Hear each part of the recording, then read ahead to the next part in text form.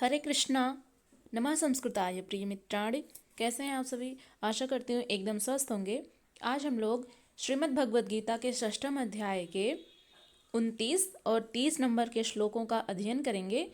इसके पूर्व हमने 28 नंबर के श्लोक में पढ़ा था कि जो पाप रहित योगी होते हैं वे निरंतर अपनी आत्मा को परमात्मा में लगाता हुआ सुखपूर्वक पर ब्रह्म परमात्मा की प्राप्ति रूप अनंत आनंद का अनुभव करता है। यानी जब किसी योगी को परमात्मा का सानिध्य मिल जाता है तो वह उन्हीं में ही निरंतर आनंदित रहता है। अब अगले श्लोक की तरफ बढ़ते हैं हम लोग। तो सर्वप्रथम इसका वाचन करते हैं। सर्वभूतस्थमात्मानं सर्वभूतानि चात्मनि ईक्षते योगयुक्तात्मा सर्वत्र समदर्शनः। अर्थात श्री भगवान अर्जुन से कहते हैं सर्वभूतः स्थम आत्मानम, यानी सर्व यानी कि सभी, भूत यानी कि प्राणियों में, आत्मानम यानी जो आत्मा है, जो चेतन स्वरूप है, वह सभी चेतन स्वरूप प्राणियों में, सर्वभूतानि सभी प्राणियों में, फिर से आ गया है, भूत का अर्थ होता है प्राणी। तो जो चेतन और अचेतन जितने भी हैं सब भूत में आ जाएंगे। तो सभी प्राणियों में च आत्मनि, च माने और, आत्मनि माने आत्मा में, ईक्षते योग युक्तात्मा, ईक्षते माने देखता है, सर्वत्र यानी सब जगह, योग युक्तात्मा योग से युक्त आत्मा वाला वह योगी, जिसकी आत्मा योग से युक्त है, ऐसी आत्मा वाला वह योगी, समदर्शनः यानी समान रूप से, दर्शनः यानी देखता है। तो ये रहा शब्दार्थ। अब इसकी व्याख्या देखते हैं। श्री कृष्ण अर्जुन से कहते हैं कि सर्वभूतस्थमात्मानं सर्वभूतानि चात्मनि ईक्षते योगयुक्तात्मा सर्वत्र समदर्शनः, यानी सर्वव्यापी अनंत चेतन में एक ही भाव से स्थिति रूप योग से युक्त आत्मा वाला तथा सब में समभाव से देखने वाला योगी आत्मा को संपूर्ण भूतों में स्थित और संपूर्ण भूतों को आत्मा में कल्पित देखता है। अब कहने का भाव क्या है उसको समझते हैं एक बार। जो योगी होते हैं वे अपनी योग साधना के द्वारा जब परमात्मा की प्राप्ति कर लेते हैं तो उन्हीं में ही वे निरंतर आनंदित रहते हैं और उनकी आत्मा जो है वो परमात्मा में जाके जुड़ जाती है। तो परमात्मा कैसे हैं? परमात्मा का स्वरूप कैसा है? सच्चिदानंद घन स्वरूप, यानी आनंद के सागर। तो जब आप किसी ऐसे व्यक्ति से मिलते हैं जो हमेशा प्रसन्नचित रहता है तो आप भी उसके साथ रहेंगे तो आप भी खुश रहेंगे। तो यही बात है यहाँ पर कि परमात्मा जो है वो आनंद के सागर हैं। तो इसलिए जब योगी की आत्मा परमात्मा से जुड़ जाती है तो वह भी निरंतर यानी सदा के लिए वो प्रसन्नचित्त और आनंदित रहते हैं। और सभी प्राणियों में जो योगी जन होते हैं सभी प्राणियों में समभाव से देखने वाले होते हैं, यानी कि सब में एक समानता देखते हैं, किसी में भी वे अंतर नहीं करते हैं, क्योंकि सब में वे परमात्मा का ही अंश देखते हैं।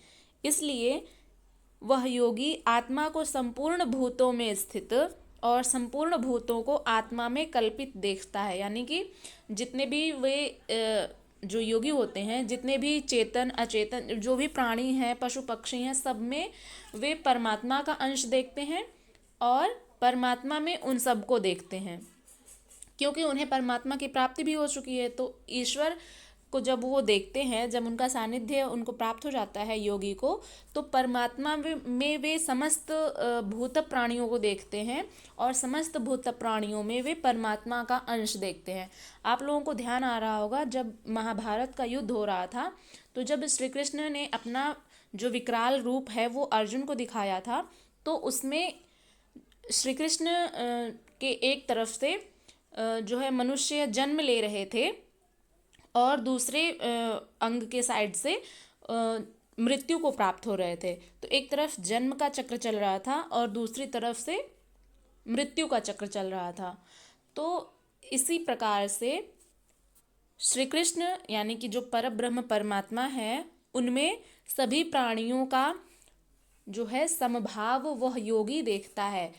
तो इस प्रकार से इस श्लोक का अर्थ हुआ कि सर्वव्यापी यानी सब में व्याप्त अनंत चेतन में एक ही भाव से स्थित रूप से योग से युक्त आत्मा वाला तथा सब में समभाव से देखने वाला योगी आत्मा को संपूर्ण भूतों में स्थित और संपूर्ण भूतों को आत्मा में कल्पित देखता है।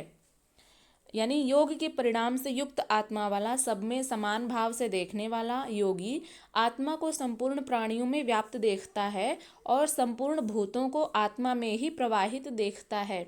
अब इस प्रकार से देखने से क्या लाभ है, इसको अगले श्लोक में जानेंगे। तो अगला जो श्लोक है 30 नंबर का, उसका वाचन करते हैं।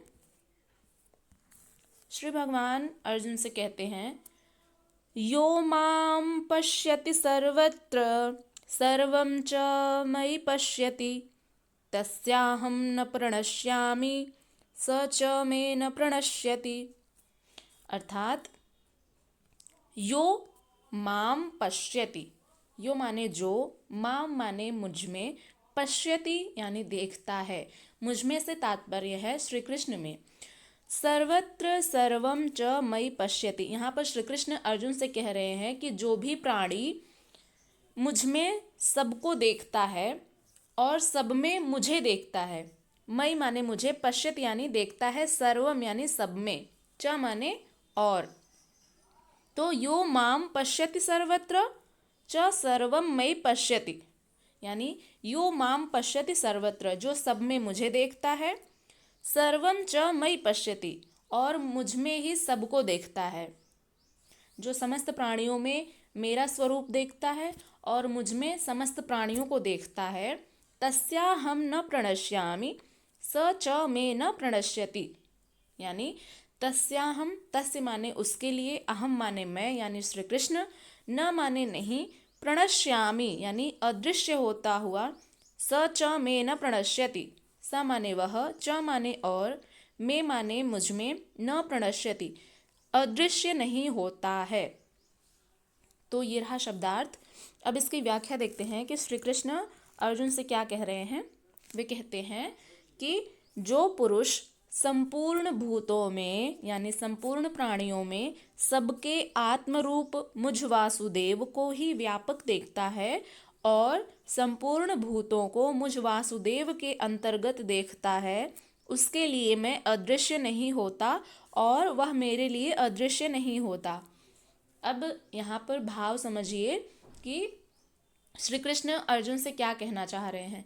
तो अब आप लोग खुद पर भी लागू करिएगा इस चीज़ को कि आप जिस भी चीज़ में डूब जाते हैं, मान लीजिए कि कोई काम आप कर रहे हैं, तो वह काम तो आप निरंतर कर रहे हैं, लेकिन उसके अतिरिक्त भी यदि कोई काम है तो उसको भी कर रहे हैं, लेकिन वह अगर जो पहला कार्य है वो अत्यंत महत्वपूर्ण है, तो उसका जो प्रक्रिया है, उसकी जो योजना है, वो सब आपके दिमाग में चल रही होगी, भले ही आप कोई अन्य कार्य करने में व्यस्त रहें, लेकिन जो प्रथम कार्य है जो महत्वपूर्ण है उसकी जो योजना है, उसमें जो भी आपको अन्य कार्य करने शेष रह गए हैं, उसका जो ध्यान है, उसका जो विचार है, वो आपके दिमाग में रहेगा कि अभी हमें यह कार्य करना है, क्योंकि वो बहुत महत्वपूर्ण है। तो जैसे मान लीजिए कि एक उदाहरण के माध्यम से समझते हैं कि जैसे पढ़ाई है, तो पढ़ाई में मान लीजिए आपने सोचा कि मैंने एक चैप्टर कंप्लीट करना है, तो एक चैप्टर आपका कंप्लीट नहीं हुआ है अभी पूरी तरह से, आपने आधा पढ़ा, फिर उसके बाद आप अन्य कार्यों में लग गए, तो अभी आपके दिमाग में चल रहा है कि उस चैप्टर को भी पूरा करना है। क्यों? क्योंकि वो महत्वपूर्ण है, आपको याद करना है। तो इसीलिए यहाँ पर श्री कृष्ण अर्जुन से क्या कह रहे हैं कि जो पुरुष संपूर्ण भूतों में सबके आत्मरूप मुझ वासुदेव को ही व्यापक देखता है, यानी कि वह कुछ भी कर्म कर रहा है लेकिन सब में, सब प्राणियों में मुझे ही देख रहा है, तो उसके लिए मैं अदृश्य नहीं हूँ और ना ही वह मेरे लिए अदृश्य है जो सब प्राणियों में मुझे देखता है। तो ये रही इसकी व्याख्या जो पुरुष संपूर्ण भूतों में मुझ परमात्मा को देखता है, व्याप्त देखता है और संपूर्ण भूतों को मुझ परमात्मा के ही अंतर्गत देखता है, उसके लिए मैं अदृश्य नहीं होता हूँ और वह मेरे लिए अदृश्य नहीं होता। यह प्रेरक का आमने सामने मिलन है, सख्य भाव है, सामीप्य मुक्ति है। ऐसा श्री कृष्ण अर्जुन से कह रहे हैं। तो जब आपके दिमाग में एक ही चीज़ बार बार चल रही होती है तो वो चीज़, वो विचार आपके दिमाग से नहीं हटता है। तो जब योगी को परमात्मा का सानिध्य प्राप्त हो जाता है और वह उनमें ही आनंदित रहने लगता है, तो वह सब में परमात्मा को देखता है और परमात्मा में सब प्राणियों को देखता है। तो इस प्रकार से वह कभी भी ईश्वर के लिए अदृश्य नहीं होता है और ना ही कभी ईश्वर उसके लिए अदृश्य होते हैं, क्योंकि वो सब में ईश्वर का ही अंश देखते हैं। तो आशा करते हैं कि ये दोनों ही श्लोक आप लोगों को समझ में आ गए होंगे। फिर भी यदि कोई संशय हो तो आप लोग निसंदेह पूछ सकते हैं और अपना कमेंट ज़रूर दीजिएगा कि कैसी लगी व्याख्या। आप लोग कमेंट किया करिए, तो उससे क्या होता है कि हमारा जो बॉन्ड है वो बना रहता है। हमें भी समझ में आएगा कि आप लोगों को समझ में आ रहा है या नहीं। तो चलिए मिलते हैं अगली वीडियो में अगले श्लोक के साथ। तब तक के लिए अपना खूब सारा ध्यान रखिएगा। हम लोग मिलेंगे अगली वीडियो में। नमः संस्कृताय। हरे कृष्णा।